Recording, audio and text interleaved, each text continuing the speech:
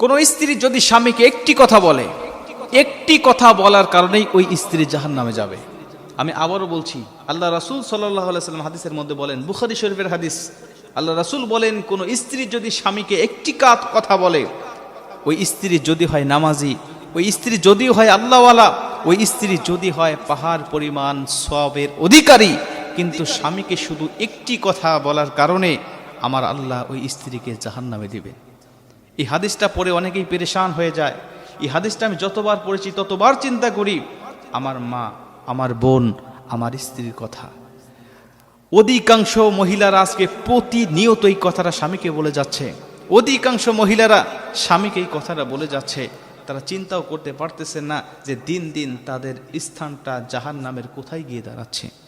আমরা অধিকাংশ মহিলারা জেনে হোক, বিশেষ করে না জেনেই মহিলারা বেশি এই কাজটা করে যাচ্ছে। এর জন্য এই বিষয়টা আমাদের জানতে হবে এবং আমাদের মা বোনদেরকে জানাতে হবে। আল্লাহ রাসূল সাল্লাল্লাহু আলাইহি সাল্লাম বলেন, বুখারী শরীফ 29 নম্বর হাদিস, আমাকে যখন জাহান্নামে নিয়ে যাওয়া হলো, আমি সেখানে গিয়ে উপস্থিত হলাম। আমি দেখলাম উরিতু নারা ফাইদা আকথারু আহলিহা নিসা ও ইয়াকফুর, অধিকাংশ মহিলারা হলো জাহান্নামী। আমি জিজ্ঞাসা করলাম, জিব্রাইল, কি লা ইয়াকফুরনা বিল্লাহ, এরা কি আল্লাহর সাথে কুফরি করার কারণে জাহান্নামে এসেছে? এদের ঠিকানা কেন জাহান্নামে, আমাকে একটু বলো। এরা কেন জাহান্নামে এসেছে? কি লা ইয়াকফুরনা বিল্লাহ, এরা কি আল্লাহর সাথে কুফরি করেছে? জিবরিল আমিন আলাইহিস সালাতু ওয়াস সালাম ডাক দিয়ে বলেন, ইয়া রাসূলুল্লাহ, ক্বালা ইয়াকফুরনাল আশিরা, এরা আল্লাহর সাথে কুফরি করার জন্য জাহান্নামে আসে নাই। এরা আল্লাহকে অবাধ্য হওয়ার জন্য, আল্লাহর সাথে শিরিক করার জন্য আল্লাহ এদেরকে জাহান্নামে দেয় নাই। এদেরকে জাহান্নামে দিয়েছে স্বামীর অবাধ্য হওয়ার কারণে এবং স্বামীর নাশুকরি স্ত্রী হওয়ার কারণে। মুসলমান ভাইরা আমার, খুব মনোযোগ দিয়ে কথাগুলো শুনে নেবেন।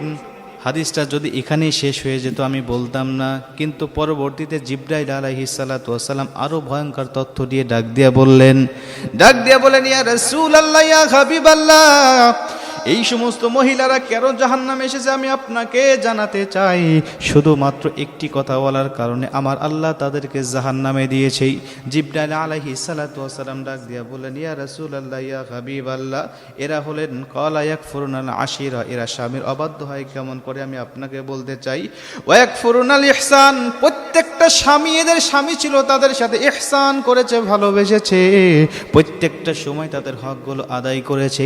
কোনো কিছুর প্রয়োজন হলে স্বামীরা সেগুলো তাদেরকে দিয়েছে, বাজার করতে বললে বাজার করেছে, মার্কেট করতে বললে মার্কেট করেছে, যখন যেটার প্রয়োজন হবে স্ত্রী আবদার করার সঙ্গে সঙ্গে দিয়েছে। কিন্তু হঠাৎ করে কোনো একদিন অবহেলার কারণে, হঠাৎ করে কোনো একদিন যদি স্বামী তাকে না দিতে পারে, যদি কোনো কিছু ভুলে হোক অথবা যে কোনো কারণবশত কারণে যদি না দিতে পারে, স্ত্রী তখন সারা জীবনের ইহসানের কথা ভুলে যায়, সারা জীবনের স্বামীর অবদানের কথা ভুলে যায়। তখন ডাক দিয়া বলেন, ক্বালাত মা রাআইতু মিনকা খায়রান কাত, আমি তোমার কাছ থেকে কোনোদিন ভালো কিছু পেলাম না, আমি তোমার কাছ থেকে কোনোদিন উত্তম ব্যবহার পেলাম না, আমি তোমার কাছ থেকে কোনোদিন কোনো কিছু চেয়ে তোমার কাছ থেকে পেলাম না। সারা জীবনের অবদানকে অস্বীকার করে একটা কথা বলে সে সবকিছু শেষ করে দিল। সারা জীবনের অবদান বেমালুম সে ভুলে গেল। সে বলছে, আমি কোনোদিন তোমার কাছ থেকে ভালো কিছু পাই নাই, আমি কোনোদিন তোমার কাছে আমি ভালোবাসা পাই নাই, আমি কোনোদিন তোমার কাছ থেকে কোনো কিছু চেয়ে আমি পাই নাই, সব কিছু সে অস্বীকার করে বসলো। শুধু এই একটি কথা অস্বীকার করার কারণে, একটা কথা বলে স্বামীর সমস্ত অবদানকে অস্বীকার করার কারণে বিশ্বনবী বলেন, ওই মহিলাকে আমার আল্লাহ জাহান্নামের মধ্যে ঢোকাবেন। আজকে অধিকাংশ মা বোন এই কাজগুলো করছেন।